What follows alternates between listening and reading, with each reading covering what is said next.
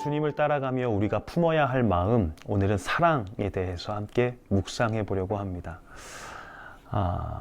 이 책을 쓴 목사님의 한 일화가 소개되고 있습니다. 이 목사님의 일화를 한번 소개해 드릴게요.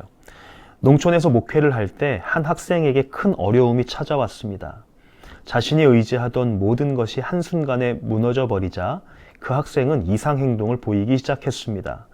동네 사람들은 할머니 묘를 잘못 써서 생긴 일이니 이장을 해야 한다고 했고, 귀신을 쫓기 위해 구술해야 한다고도 했습니다.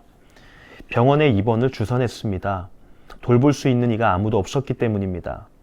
일주일에 한 번씩 면회를 가는 일도 제 몫이 되었습니다.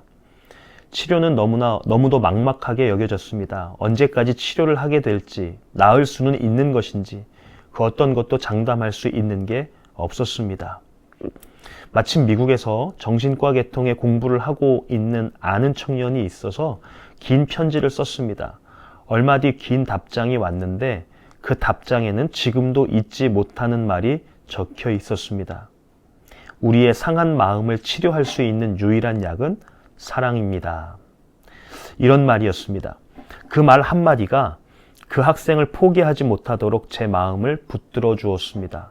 저는 흔들리는 마음과 싸우며 끝까지 학생을 치료했고, 마침내 그 학생은 건강을 되찾아 퇴원을 하게 되었습니다. 요한일서 4장을 보면 하나님은 사랑이십니다 라고 하나님을 사랑으로 정의하는 말씀이 있죠. 그렇습니다. 하나님은 우리를 향한 사랑으로 우리를 구원해 주셨고, 우리를 향한 사랑으로 우리를 치유해 주셨습니다.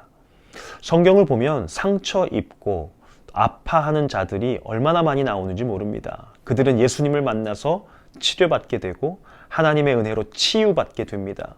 그런데 그 치유의 기적, 치료의 기적은 모두 그들을 향한 긍휼하심 그리고 하나님의 사랑에서부터 비롯되었다는 것을 우리는 알 수 있게 됩니다. 게다가 죄인이었던 우리가 구원받게 되는 것도 끊임없는, 어떤 것도 끊을 수 없는 우리를 향한 하나님의 사랑에서 비롯되었다는 것을 알 수 있게 됩니다.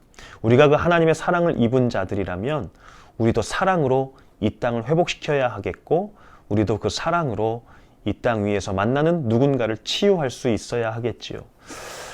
우리가 지금 읽었던 이 책의 주인공인 한 목사님의 이야기처럼 우리도 누군가를 향해서 끝없는 사랑, 예수님을 따라가는 그 사랑으로 대한다면 우리도 누군가를 치유할 수 있을 것이고, 이 땅을 회복시키는 하나님의 백성이 될 수 있을 것입니다. 저와 여러분이 하나님의 사랑으로 구원받았습니다. 우리는 그 사랑의 기억을 되살리며 사순절을 보내고 있습니다. 우리도 사랑합시다. 오늘 우리 성도들 가운데 누군가에게 사랑의 메시지를 보내보시면 어떨까요? 또 혹은 여러분이 전도하고 싶은, 복음을 전하고 싶은 어떤 가족에게, 또 누군가에게 사랑의 메시지를 보내며 하나님의 사랑을 나누어 보면 어떨까요? 오늘 그 사랑을 나누는 귀하고 복된 날이 될 수 있기를 소망해 봅니다. 우리 함께 기도합시다. 하나님, 우리를 향해서 끝없는 사랑으로 우리를 구원하신 주님의 은혜에 감사하며 우리도 마음을 다해 사랑하며 살게 하여 주옵소서.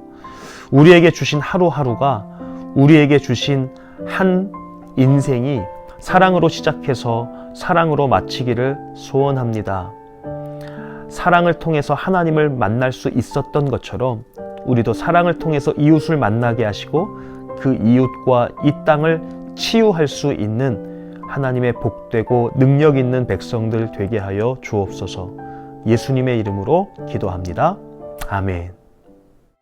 그 크신 하나님의 사랑 말로 다 용 못하네. 저 높고 높은 별을 넘어 이 낮고 낮은 땅 위에 출범한 영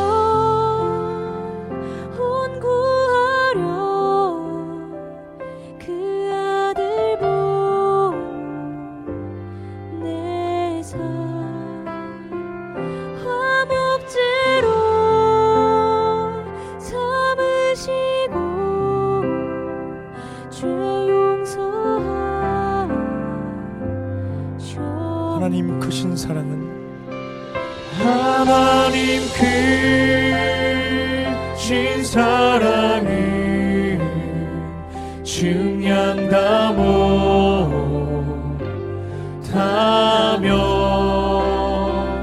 영원히 변치 않는 사랑 성도여 찾아